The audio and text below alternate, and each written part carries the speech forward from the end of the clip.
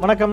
இது arise TMT கம்பிகள் வழங்கும் கேள்வி நேரம். இந்த நிகழ்ச்சியின் மூலமாக மீண்டும் உங்களை சந்திப்பதில் மிக்க மகிழ்ச்சி. நான் செந்தில்.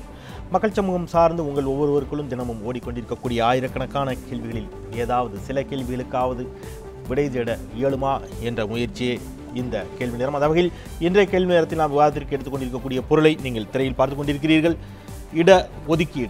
இடஒதுக்கீடு தொடர்பாக ஏற்கனவே பல விவாதங்கள் பல்வேறு தளங்களிலும் சமூகம் சார்ந்த தளங்களிலும் ஊடகங்களிலும் நடைபெற்று வந்து கொண்டிருக்கக்கூடிய நிலையில், அரசியல் தளத்திலெல்லாம் நடைபெற்று வந்து கொண்டிருக்கக்கூடிய நிலையில், நீதிமன்றத்திலும் கூட அது தொடர்பான பல வழக்குகள் ஏற்கனவே இருக்கக்கூடிய ஒரு நிலையில் இன்றைக்கு உச்சநீதிமன்றம் தமிழக அரசுக்கு ஒரு நோட்டீஸ் அனுப்பியிருக்கிறது. 69% இடஒதுக்கீடு தொடர்பாக ஏற்கனவே உச்சநீதிமன்றத்தின் ஆணை 50 விழுக்காட்டிற்கு மேல் இடஒதுக்கீடு இருக்கக்கூடாது என்ற ஆணை ஒருபுறம் இருக்க, தமிழகத்தில் வழங்கப்பட்டு கொண்டிருக்கக்கூடிய 69 விழுக்காடு இடஒதுக்கீடு தொடர்பாக மாணவிகள் சிலர் தொடர்ந்த வழக்கில் விளக்கம் கேட்டு நோட்டீஸ் அனுப்பப்பட்டிருக்கிறது. இந்த தளத்திலே நாம் விரிவாக விவாதிக்க இருக்கின்றோம். இடஒதுக்கீட்டிற்கான தேவை இன்னமும் கூட சமூகத்தில் இருந்து கொண்டுதான் இருக்கிறதா என்ற தளத்திலும், இடஒதுக்கீடு பொருளாதார ரீதியிலான இடஒதுக்கீடாக இருந்தால் சரியாக இருக்கும் என்ற வாதங்கள் எல்லாம் ஒருபுறம் வைக்கப்பட்டு கொண்டிருக்கக்கூடிய நிலையில், இடஒதுக்கீட்டினுடைய ஆதரவு எதிர்ப்பு குரல்கள் இரண்டையும் இங்கே அரசியலுக்கு அப்பாற்பட்டு பதிவு செய்ய இருக்கின்றோம். நம்முடைய அரங்கில் 4 சிறப்பு விருந்தினர்கள் இணைகிறார்கள். நேரலையில் மதுரையிலிருந்து ஒரு சிறப்பு விருந்தினர் இணைகிறார். அவர்களோடு இணைந்து பயணிக்கலாம். இன்றைய விவாதத்திற்குள் நம்மோடு அரங்கில் இணைகிறார் விடுதலை சிறுத்தைகள் கட்சியின் சார்பில் திரு வன்னியரசு, வரவேற்கிறேன். வழக்கறிஞர் அருள்மொழி திராவிடர் கழகத்தின் சார்பில் நம்மோடு இணைகிறார், வணக்கம். முனைவர் ராமசுப்ரமணியன், வழக்கறிஞர் பாரதிய ஜனதா கட்சியின் சார்பில் நம்மோடு இணைகிறார், வணக்கம். திரு நித்யானந்தன், வலதுசாரி சிந்தனையாளர், அவர் நம்மோடு இணைகிறார், வணக்கம். இவர்கள் மட்டுமின்றி மதுரையிலிருந்து நம்மோடு தேவேந்திரர் தன்னார்வ அறக்கட்டளையின் சார்பாக திரு தங்கராஜ் அவர்கள் இணைகிறார். திரு தங்கராஜ், உங்களுக்கும் என்னுடைய வணக்கம். உங்களையும் இந்த நிகழ்ச்சிக்கு மிகுந்த அன்போடு வரவேற்கின்றேன். தேவேந்திர தன்னார்வ அறக்கட்டளையின் சார்பாக திரு தங்கராஜ் அவர்களுடைய அமைப்பின் சார்பாகத்தான் சில நாட்களுக்கு முன்பாக மதுரையில் நடைபெற்ற ஒரு நிகழ்வில் பாரதிய ஜனதா கட்சியினுடைய தேசிய தலைவர் திரு அமித்ஷா அவர்களும் கலந்து கொண்டார். அவர் நம்மோடு இணைகிறார். நாம் நிகழ்ச்சிக்குள் பயணிக்கலாம். அடிப்படையில் என்னுடைய அருள்மொழி அவர்களிடமே தொடங்கலாம்னு நினைக்கிறேன். ஒரு வழக்கறிஞராக இருக்கிறீர்கள். இடஒதுக்கீட்டை தொடர்ந்து ஆதரித்து இயங்கிக் கொண்டிருப்போர் அப்படிங்கிற தளத்தில் உச்சநீதிமன்றம் ஒரு நோட்டீஸ் அனுப்பியிருக்கிறது. இடஒதுக்கீட்டிற்கு ஆதரவான எதிர்ப்பான கருத்துக்கள் பல காலகட்டங்களிலும் வைக்கப்பட்டிருக்கின்றன. ஆனால் சமீப காலமாக இடஒதுக்கீடு யாருக்கெல்லாம் வேண்டும் என்று உங்களை போன்றவர்கள் பேசினீர்களோ அந்த தளங்களிலிருந்தே இடஒதுக்கீட்டிற்கு எதிரான குரல்கள், குறிப்பாக மிகவும் பிற்படுத்தப்பட்ட ஒரு சில இடங்களில் ஒடுக்கப்பட்ட மக்களின் சமூகத்திலிருந்து கூட அந்த குரல்கள் வர தொடங்கி இருக்கின்றன. இதை நீங்கள் எப்படி பார்க்குறீங்க, உங்களுடைய அடிப்படையிலான பார்வை? அதாவது இடஒதுக்கீடு அப்படிங்கிறது இந்த கல்வியில், வேலை வாய்ப்பில் அரசாங்கம் கொடுத்துருக்கிறது. இது நம்ம இந்திய விடுதலைக்கு முன்னாலேயே தமிழ்நாட்டில் இந்த சென்னை ராஜதானியில் கம்யூனல் ஜிஓவாக நடைமுறையில் இருந்தது. இந்த இடஒதுக்கீட்டுக்கான தேவை காரணம் என்னன்னா, ஏற்கனவே 2000 ஆண்டுகளாக இங்கே சில இடஒதுக்கீடுகள் இருக்கின்றன. எப்படின்னா, அது ஊர், சேரி, காலனி, குப்பம், இப்படி பேர் வச்சு மக்கள் வாழ்கிற இடத்தையே நம்ம பிரிச்சிருக்கோம். தண்ணி குடிக்கிற கிணறு பிரிக்கப்பட்டிருக்கு, சுடுகாடு பிரிக்கப்பட்டிருக்கு, கோயில்கள் பிரிக்கப்பட்டிருக்கின்றன, யார் எந்த இடத்துக்குள்ளே போகலாம்ங்கிறது இருக்குது. வைக்கம் போராட்டத்தில் ஒரு வழக்கறிஞராக இருந்தவர் அந்த தெருவில் நடக்கிறதுக்கே அதை தாண்டி கோர்ட்டுக்கு போகணும், அந்த தெருவுக்குள்ளே போக முடியாத நிலைமை இருந்திருக்கு. இந்த காரணிகளால் ஒரு வசதி வாய்ப்பு உடைய இந்த படிக்கிறதுக்கு வாய்ப்பு கிடைச்ச பரம்பரைகளோடு இந்த இடத்துல இருந்து வர்ற ஒருத்தர் இப்போ கூட சொல்கிறோம், உங்களுக்கு படிப்பு வராது, அவங்க மாதிரி படிக்க முடியாது, இந்த மாதிரி ஒப்பீடுகளை கேட்டு கேட்டு கேட்டு அதில் பாதிக்கப்பட்டவங்க ஒரே தேர்வு எழுதுகிறாங்க. இப்போ இதை பரம்பரையாக மந்திரங்களை மனப்பாடம் பண்ணிக்கிட்டு இருக்கவங்களும் பரம்பரையாக உடல் உழைப்பு செய்கிறவங்களும் ஒரே தேர்வு எழுதுகிறோம்.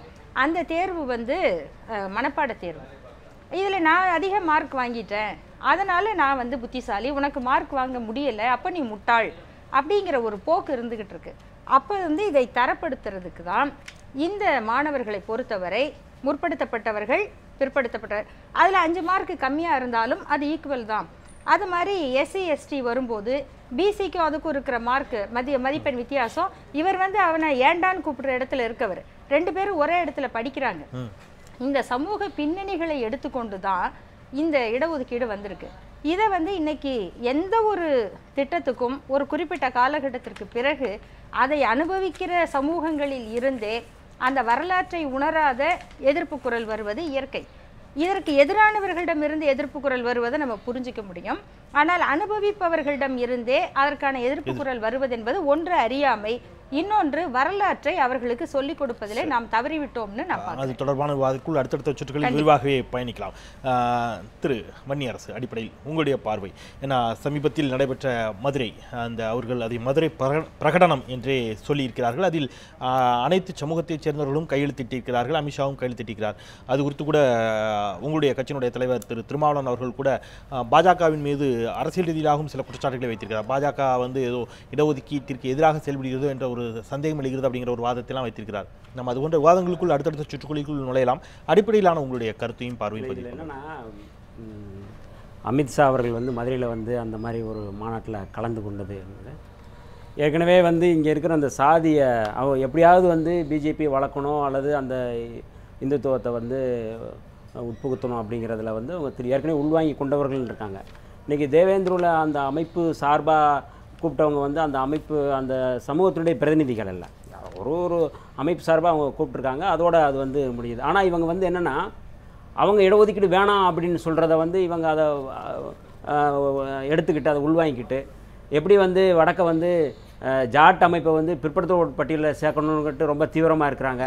அவங்க அங்கே ஒரு ஆதிக்க மிகுந்த ஒரு சமூகம், தலித்துகளை படுகொலை செய்து அதை பெருமை பேசுகின்ற ஒரு சமூகமாக இருக்கிறவங்க.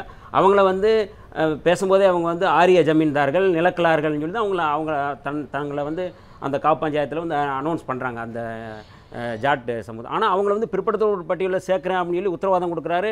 21 எம்பிக்கள் மோடியை சந்தித்து கொடுக்கணும்னு சொல்லி கொடுக்குறாங்க. ஆனால் இங்கே பார்த்திங்கன்னா இவங்க இடஒதுக்கீடே வேணாம்னு சொல்கிற ஒரு நிலைப்பாடு, அதாவது தலித்துகளுக்கு எதிரான ஒரு நிலைப்பாட்டை பிஜேபி மிக தெளிவாக ஒரு பிரித்தாளும் சூழ்ச்சி இல்லை. தலித்துகள் இதில் நம்ம அக்கா அருள்மொழி சொன்னது போல் முழுமையாக அதாவது இதுக்குள்ளேயே ஏன் எதிர்கேள்வி வருது அப்படின்னா, இதை முழுமையாக பிஜேபி அரசியல் பண்ணுது. முழுமையாக தமிழகத்தில் ஏதோ ஒரு சமூகத்தை, ஒரு ஆதிக்கம் மிகுந்த ஒரு சமூகம் இல்லைன்னா ஒரு சமூகத்தை கையில் எடுத்து அவங்க மூலமாக இந்த வேலையை செய்கிறது. எப்படி ராமதாஸ் எல்லா சாதிகளையும் ஒருங்கிணைச்சு அந்த சாதி அதே வேலையை அமித்ஷா செய்கிறாரு. ராமதாஸும் அமித்ஷாவுடைய கருத்து ஒரே கருத்தாக தான் இருக்குது. இதில் பாமக சார்பில் இன்றைக்கு இங்கே யாரும் இல்லை. இல்லை, நான் சொல்கிறேன் கருத்து தமிழ்நாட்டில் இது ஒரு ஆபத்தான போக்குன்னு சொல்கிறேன். நீங்கள் இடஒதுக்கீடு அப்படிங்கிறது 2வது பட்சம் வைங்க. ஆனால் முழுமையாக தமிழகத்தில் எப்படி சாதிகளை பிரிச்சு அரசியல் செய்யணும், அதை வடக்கிருந்து ஒருத்தர் பண்றாரு. என்பது ஒரு நீண்டகால வரலாறு. அவங்க சொன்ன மாதிரி அது அன்றைக்கும் இன்றைக்கும் பல முரண்பாடுகள், பல கருத்து வேறுபாடுகள், ஆதரவு எதிர்ப்பு குரல்களோடு தான் அது கடந்து வந்திருக்கிறது. ஒட்டுமொத்தமாக அது பாஜகவோடு மட்டுமே அதை இன்றைக்கு பார்க்கக்கூடிய அளவிற்கு அது போயிருக்கிறதா அப்படிங்கிற கேள்வி முந்தைய காங்கிரஸ் அது போட்டாங்க. இது என்னன்னா, இன்னைக்கு இந்தியா முழுக்க தலித் கிறிஸ்தவர்கள் தங்களை தாழ்த்தப்பட்டோர் பட்டியலில் சேர்க்கணும்னு சொல்லி அவங்க இந்தியா முழுக்க போராடுறாங்க. இன்றைக்கி முழுமையாக அது என்னென்னா, இந்த நாள் 1950 ஆகஸ்ட் 10ஆம் நாள் இன்றைக்கி ராஜேந்திர பிரசாத் அன்றைக்கி இது இருக்கும்போது ஒரு ஆர்டர் போடுறாரு. அதாவது இந்துக்கள் அல்லாதவர்களுக்கு இடஒதுக்கீடு இல்லை அப்படிங்கிறத ஒரு இது. அதுக்கப்புறம் போராட்டம் நடத்தி 1956 சீக்கிய தலித்துகள் கொடுக்கலாம், அப்புறம் பௌத்தர்களுக்கு கொடுக்கலாம். அப்படி ஒன்றுனா அவங்க சட்டத்திருத்தம் பண்ணி கொண்டு வராங்க. அதில் ரங்கநாத் மிஸ்ரா கமிஷனில் மதம் மாறிய தலித்துகளுக்கும் தலித்துகள் எந்த மதமானாலும், அது ஜெயினமாக இருக்கட்டும், பௌத்தமாக இருக்கட்டும், கிறிஸ்தவர்களாக இருக்கட்டும், முஸ்லீமாக இருக்கட்டும், அவர்களுக்கு இடஒதுக்கீடு கொடுக்கணும் அப்படிங்கிறத சொல்கிறாங்க. ஆனால் அதை நடைமுறைக்கு இதுவரை நடைமுறையில் இல்லை. அதை வலியுறுத்தி இன்றைக்கி இந்தியா முழுக்க தலித் கிறிஸ்தவர்கள் இந்த போராட்டத்தை முன்னெடுக்கிறாங்க. தலித் கிறிஸ்தவர்களை தாழ்த்தப்பட்டோர் பட்டியலில் சேர்க்கணுங்கிறத விடுதலை சிறுத்தைகள் நிலைப்பாடு. திரு ராமசுப்ரமணியன், அடிப்படையில் உங்களுடைய பார்வை. நீங்கள் ஆரம்பத்தில் சொன்னது போல் அரசியலை தாண்டி நாம் பேசணும் அப்படின்னு சொன்னீங்க. நான் அரசியலை நுழைத்து நான் பேசுவதாக என்னுடைய மனம் அந்த வகையில் செல்லவில்லை. நான் பலமுறை இந்த ரிசர்வேஷனை பற்றி பல இடங்களில் பேசியிருக்கேன். நீங்கள் இதே இடத்துலேயே கூட நான் பேசியிருக்கின்றேன், பல தொலைக்காட்சிகளையும் சொல்லியிருக்கேன். ரிசர்வேஷன் என்பது கட்டாயமாக வேணும். ஏனென்று சொன்னால் இது 2000 வருஷமாக இல்லை இருக்கோ இல்லையோ நமக்கு தெரியாது. ஆனால் பல நூற்றாண்டுகளாக நிறைய பேர் ஒடுக்கப்பட்டவர்கள் இருக்கின்றார்கள். அவர்களுக்கு நாம் உதவி செய்ய வேண்டும், அவர்களுக்கு உதவிக்கரம் நீட்ட வேண்டும் என்பது என்னுடைய கருத்து. அதுலேயும் குறிப்பாக நான் சொல்ல வேண்டும் என்றால் 1902ஆம் வருஷம் சாஹு மகராஜ் அப்படின்னு கோலாப்பூருடைய அரசராக இருந்தவர். அவர் தான் முதல்ல கிட்டத்தட்ட இந்த ரிசர்வேஷனை முதல்ல கொண்டு வந்தவரே அவர் தானே நம்ம சொல்லணும். அங்கே என்ன சொன்னார்னா, அங்கே எவ்வளோ பேர் பிராமின்ஸ் இருக்காங்க, அந்தணர்கள், நான் அந்த வகுப்பை சேர்ந்தாலும் கூட நான் எதுவும் நியாயமோ அதை தான் நான் பேச விரும்புகின்றேன். அங்கே இருக்கிறதுல பார்த்தீங்கன்னா நிறைய பேர் அந்தணர்கள் தான் படித்து கொண்டிருக்கிறார்கள், மற்றவங்களாம் படிக்கலையே அப்படிங்கிற ஒரு கவலை அவருக்கு வருகின்றது. அதனால் என்ன செய்கின்றார் என்றால், முதல்ல 50% அவனுடைய எவ்வளோ பேர் பர்சன்டேஜ்னு எடுக்கிறது பார்க்குறார். அது ரொம்ப குறைவாக இருக்கின்றது. அப்போ இருக்கும்பொழுது 50% மற்றவர்களும் படிக்கணும், மற்றவர்களுக்கும் வாய்ப்புகள் தரப்பட வேண்டும் என்று சொன்ன பெரியவர் அவர், அந்த சாஹு மகாராஜ் அப்படிங்கிற சத்ரபதி அப்படின்னு கூட அவரை சொல்லுவாங்க. ஸோ அதில் தவிர அதுக்கு பிறகு வந்து அதை 25% கூடவும் கூட்டி 75% மாற்றினார் அப்படிங்கிறதெல்லாம் வரலாறு இருக்கின்றது. அதில் ஒன்றும் தவறு கிடையாது. அதே போல் பேக்வேர்டு கிளாஸஸ் அப்படின்ட்டு சொல்லப்படுற தாழ்த்தப்பட்டவர்கள் மட்டுமல்லாமல் பிற்படுத்தப்பட்ட மக்களுக்கும் நாம் உதவிக்கரம் நீட்ட வேண்டும். அதனால தான் நம்ம இந்த கான்ஸ்டியூஷனல் அமெண்ட்மெண்ட் முதல்ல வந்ததுக்கு காரணமே, ஏன்னா அந்த அவர்களுக்கும் படிப்பு கொடுக்கணும், வேலை வாய்ப்பு கொடுக்கணும், அவங்கள நம்ம விடப்படாது அப்படிங்கிறது தான் நம்முடைய கான்ஸ்டியூஷனுடைய கடமையாக இருக்கின்றது. இதெல்லாம் நாம் வந்து இல்லை, அதெல்லாம் தவறுன்னு யாருமே சொல்லவே இல்லை. அவர்கள் யாராவது சொன்னால் கூட தவறு என்று நான் சொல்லக்கூடியவன். இது என்னுடைய நிலைப்பாடு. கிட்டத்தட்ட இப்படி தான் பிஜேபியினுடைய நிலைப்பாடும் இருக்கின்றது அப்படிங்கிறது. ஆனால் நான் வந்து நீங்கள் ஆரம்பத்தில் சொன்னது போல அரசியலுக்குள்ள நுழைந்து நான் பேசுவதாக இல்லை. இருப்பினும் நான் அதுக்கு தகுந்தாப்புல ஏதாவது சொன்னால் நான் அதுக்கு பேசுவேன். ஆகவே இதில் ஒன்றும் தவறு கிடையாது.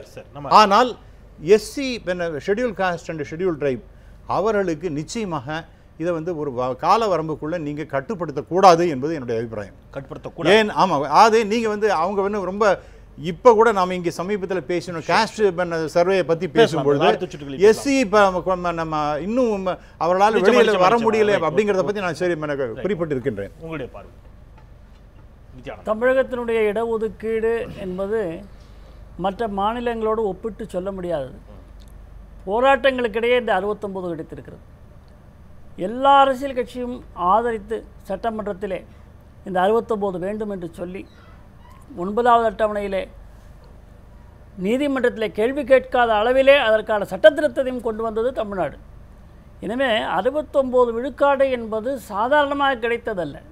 50க்கு மேல் போகக்கூடாது என்று உச்சநீதிமன்றம் தீர்ப்பு சொன்ன பிறகும் கூட 69ஐ நாம் விழாப்பிடியாக பிடித்திருக்கிறோம். இதில் எல்லாருக்கும், எல்லா முதலமைச்சராக இருக்கிறவர்களும் சரி, மற்ற கட்சிகளுக்கும் அதில் பங்கு இருக்கிறது. ஆனால் அரசியலுக்கு உள்ளே செல்லாமல் இந்த பிரச்சனையை பேச வேண்டும் என்று சொன்னால் அது வெறும் பேச்சாகத்தான் இருக்கும்.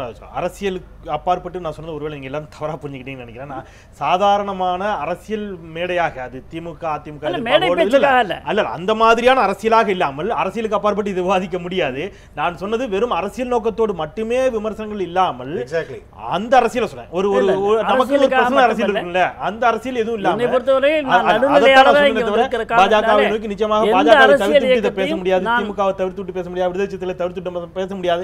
அந்த அரசியல் நம்ம கண்டிப்பா பேசித்தாகணும். ஆக நான் சொல்ல வந்த விஷயம் என்னன்னா, உத்தரப்பிரதேசத்திலும் பீகாரிலும் 100 விழுக்காடு ஒதுக்கப்பட்ட, அதாவது தனி தொகுதிகள் இன்றைக்கு ஆளுங்கட்சியாக இருக்கக்கூடிய மோடி தலைமையில் இருக்கக்கூடிய கட்சி கைப்பற்றி இருக்கிறது என்று சொன்னால் அவர்கள் அறியாமையின் காரணமாக வாக்களிக்கவில்லை. நாம் அதை புரிந்து கொள்ளலாம். நாம் கட்சியெல்லாம் விட்டுலாம். ஒரு தலைமையின் மேல் மக்கள் நம்பிக்கை வைத்திருக்கிறார்கள். அவர் ஒரு பிற்படுத்த சமுதாயத்தை சேர்ந்தவர் தான்.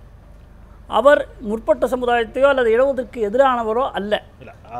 இன்றைக்கு கூட பாராளுமன்றத்திலே அதற்கான நம்ம முதல் சுற்றுல வச்ச வாதம் எல்லாமே நான் திருப்பி கூட நினைவுபடுத்துறேன். இன்றைக்கு 69% இடஒதுக்கீட்டிற்கு எதிராக தொடரப்பட்டிருக்கக்கூடிய வழக்கு உச்சநீதிமன்றம் ஒரு நோட்டீஸ் அனுப்பியிருக்கிறது. இதை நீங்க எப்படி பாக்குறீங்க? நிச்சயமாக தமிழகத்தில் உள்ள அத்தனை பேருமே இந்த இடஒதுக்கீட்டை ஆதரிப்பார்கள். ஆனால் இதை எப்படி கையாள்வது என்பதிலே கருத்து வேறுபாடு. அந்த கருத்து வேறுபாடுகளுக்குள்ள கூட நம்ம வேணா பயணிக்கலாம். நல்லது.